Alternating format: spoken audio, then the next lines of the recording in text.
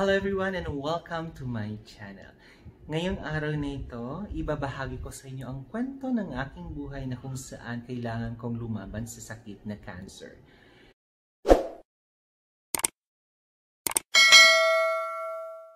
Yes, 10 taon na po akong may cancer. I was diagnosed with cancer last January 2010. Pag sinabihan tayo ng doktor na may cancer, dami tayong mga denials na ayaw nating tanggapin, may mga depressions na tayo, kung saan lalong nagpapahirap sa atin. A lot of questions that pop up in your mind na kung saan lalong magpapagulo sa sitwasyon na kung ano yung dapat mong gawin. But instead of questioning how do I acquire it, ba't ako pa? Ba't kailangan kong maranasan to? Accept. Learn how to accept the reality. Kasi wala na tayong magagawa. Instead, find ways kung paano mo malulunasan ang kung anumang pinagdadaanan mo ngayon. Kung nasa ang sitwasyon ka ngayon. Look for a solution. In this case, pag sinabihan kang may cancer, sasabihan ka ng mga doktor, you have to seek advice sa oncologists. Oncologists sila yung gumagawa or gumagamot sa mga cancer patient through the process of chemotherapy. Ano nga ba ang chemotherapy? Paano ito ginagawa? Paano ito makakatulong sa pasyente at paano niya gagamutin ang cancer cell na meron tayo? Para sa mga hindi medical course dyan na hindi nakakaalam, ang chemotherapy procedure, ganitong kasimple lang ho. Tutusukan tayo ng IV fluids. Ang IV fluids, ito yung tinatawag natin sa layman's term na dextrose. Lalagyan ka ng swero ng dextrose, and then yung mga gamot na kakailanganin is i-inject nila doon sa dextrose natin. So, ibig sabihin, kung anumang mga chemicals na mga gamot na kakailanganin para patayin at pugsain yung cancer cell, it will also run in your veins. Kaya nga, yung iba, hindi nila nakakayanan. Disclaimer lang ho, hindi ko po sinasabi ito yung tama na gagawin ninyo or kung ano man. I am not a medical related course, but I am sharing this story based on my personal experience. I'm not questioning the doctors, the medical team. Actually, I salute you. But then, ang kwentong ito ay mula lamang sa personal kong karanasan. So, nilalagay nila and it will run into your vein. So, anong mangyayari kung bakit yung mga side effects ay ramdam din ng pasyente? Kasi sa buong katawan natin siya. Ang una kong tanong sa doktor na pinuntahan ko sa isang ospital sa Manila, ang tanong ko lang, Doc, meron po ba tayong treatment na kung saan targeted siya na hindi ko kailangan mag-undergo ng chemotherapy na kung saan kung pwede baka inject na lang siya dyan in a targeted area. And then, yung procedure natin is chemotherapy and radiation lang talaga. So, you will also expect the side effect of the medicine. Ano nga ba yung tulong ng chemotherapy? So, paano nga ba ito? Kailangan natin mag-undergo ng mga CT scan or MRI for the doctor to examine kung how many times kanila dapat i-chemotherapy. But then the chemotherapy is usually done within every other 21 days. It can be how many times or 7 times, 8 times. Depende sa cancer cell at sa stage mo. And then, the dosage of medicine also depends upon the type of cancer, how malignant the cancer is, and kung anong stage mo na rin, sa age mo na rin. So, sa madali ang salita, mahal siya. Alam natin mahal magpapakimo. Paano na lang yung mga common tao na kagaya natin? Hindi natin afford. Kailangan bang tapusin yung chemotherapy? What if sinubukan natin? Pagdating ng mga third sessions pa lang, latang-lata na tayo or wala na tayong panggamot. Hindi po natin pwedeng itigil yon. Kasi the more na ma-expose tayo sa mga virus, na kung saan sinasabi ni President kung virus, no? So, mas madali tayong dapuan ng mga virus na yan kasi weak na yung system natin. If we have cancer cells, so talagang mababa yung immune system natin. Tanong, nagpakimo ba ako? Actually, I seek opinion sa doktor. Pumunta ako sa mga oncologist, not just one oncologist, at least 2 oncologists. I research. Hindi ko alam yung mga anong medical terms na binabanggit nila sa akin. Paulit-ulit akong bumabalik for consultation. Ayaw ko munang magpadalos-dalos kasi inisip ko yung gastos, wala akong pangbayad. Hindi ko alam kung magiging okay ba ako, kung kakayanin ko ba. The answer is hindi. Wala. I refuse to undergo the chemotherapy, although ito yung treatment na sinasabi ng mga doctors natin, medical doctors natin. It's the treatment that help fight the cancer cell to prolong the life of the cancer patient, to suppress the growth of the cancer, and hoping na talagang mawawala na yung cancer cell.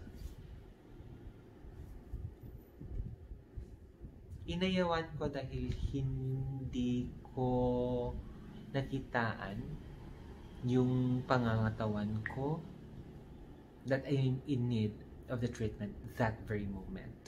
Kasi sinabi sa akin ng doktor, alam mo, kung kapatid kita, gusto ko mapapagaling ka. Gusto ko mapapahaba yung buhay mo kasi mahal kita. Dok, gustuhin ko man, I have lots of factors to consider financially, emotionally, morally, physically, na kung saan lahat hindi ako handa. I try to compose myself to think well, to decide well.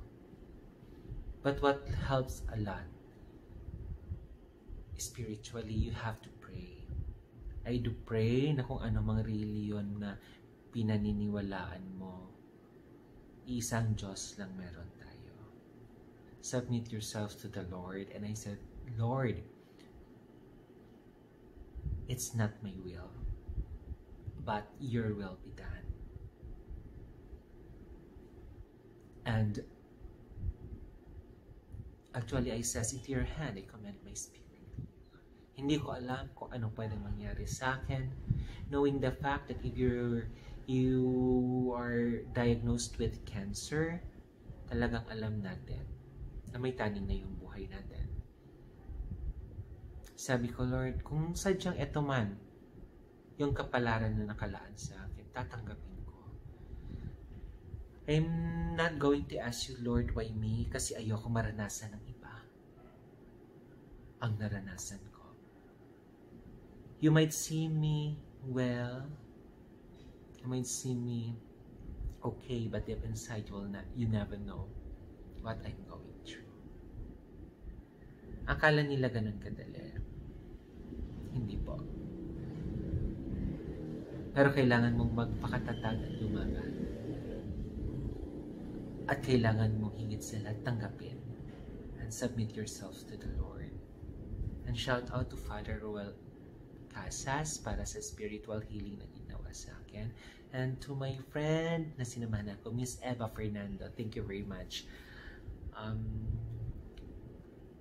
Umayaw ako sa madali ang salita. Umuwi ako sa probinsya and sinabi ko sa Dr. Doc, I'm not closing the idea and I'm not saying no to chemotherapy, but as of this very moment, hindi pa ako handa. Siguro, if I'm going to prolong my life, if I can prolong my life in a normal way, in a natural way, then gagawin ko. I decided to go home. Hindi ako nag-undergo ng chemotherapy, tinanggap ko ng mga luwag sa dibdib. Hindi ko pinagdaanan na ang denial stage, ang depression stage. Tanggap ko na meron ako. And surprisingly, luckily, hindi naman ako nagsisisi sa decision ko. But then, 2 years after, nag-recur yung mass, yung bukol na cancer cell ko. Tumubo siya. So, ibig sabihin, malignant nga siya. Actually, my cancer cell is, the type of cancer that I have is cancer of the soft tissue. Yun yung biphasic synovial sarcoma. It usually occur sa mga joints. Pwede sa mga elbows, knees, mandibular area na dito. Sa mga any joints. Yun yung common niya. Kasi soft tissue siya. And it just so happen na sa akin is dito sa may joints sa jaw. So, nag-recur siya, tumubo siya ulit. Pinatanggal ko lang siya ulit. Pina-excise ko siya in medical term. And then, pina-biopsy ulit. And then, it so happened na may recurrency. After the recurrency, after ko pinatanggal, kanon, wala pa rin. Although, yung advice talaga ng doctor is to undergo the chemotherapy and radiation. So, after that, a year after, napapansin ko, umuumbok na naman siya, nagbabulge naman siya. So, I decided to go to Cebu. And then, doon nag-seek ako ng another advice ng mga doctor. And then, I decided to undergo the radiation therapy. What is radiation therapy? So, since yung treatment na sinabi sa akin noon, I need to undergo the chemotherapy and the radiation therapy. Inayawan ko kasi ayoko yung side effect, na possible side effect na mangyari sa akin.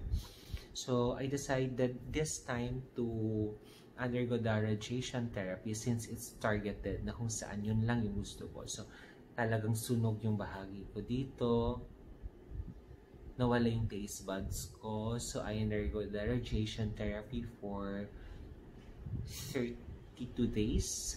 Yes, 32 days. So, araw-araw pumupunta ako sa hospital. Kasi, lalagyan or ira-radiation kanila for at least mga 1 to 2 minutes lang sa isang araw. So, you have to go every now and then sa hospital except for Sundays and holidays. So, real talk lang po tayo. Nung una, talagang conscious ako. I changed my lifestyle since yun talaga yung advice ng doctor. You have to change your lifestyle. Iwas ka sa stress. Kasi pag nai-stress ka, mababa yung immune system mo. So, pag na-diagnose tayo ng cancer or any disease, kasi mababa yung immune system natin, we need to boost our immune system. So, paano yun? Dapat you have to sleep early. You have to have a good rest. Iwas bisyo. Iwas possible. You have to eat healthy food lang talaga. You have to change your lifestyle. Yun nga. Iwas sa mga karne, red meat. So, dapat mga fish lang, the non-bloody fish, vegetables, as much as possible. Kung kaya yung mga raw, ganun. And then, fruits, you have to. Noong una talagang sinunod ko, talagang bumagsak yung pangangatawan ko. Pumayat ako.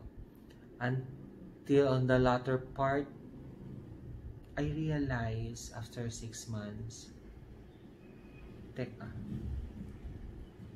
If it's really true that I be dying because of cancer since I did not undergo the chemotherapy, why do I deprive myself from eating what I want to eat? Kung ano yung talagang gusto ko. So, bigla akong kumambyo. I eat anything and everything. Although, hindi ko po ina-advise sa inyo ha. It's just based on my personal experience. I just want to share what I went through, how I went through, how I do it. Tama ba? Basta yun. So, until now, hindi naman sa idinideprive ko yung self ko sa kung anong gusto ko. Balansa din lang. Just don't eat too much. Everything too much naman talaga is hindi nakakabuti. So, balance din lang. Hindi pwede hindi ka na talaga kakain ng karne. Prutas na lang ng prutas. Or isda na lang ng isda. So, kailangan natin ng balanced diet pa din. So long as everything in moderation. Walang problema yon. And if you have any question, just don't hesitate to leave a comment below. Sasagutin or pipilitin ko po sasagutin lahat na yan. Just don't forget to subscribe and hit that notification bell para ma-notify kayo every time na may i-upload akong videos. Ayan, so thank you very much. Sana may na-inspire naman ako kahit papaano.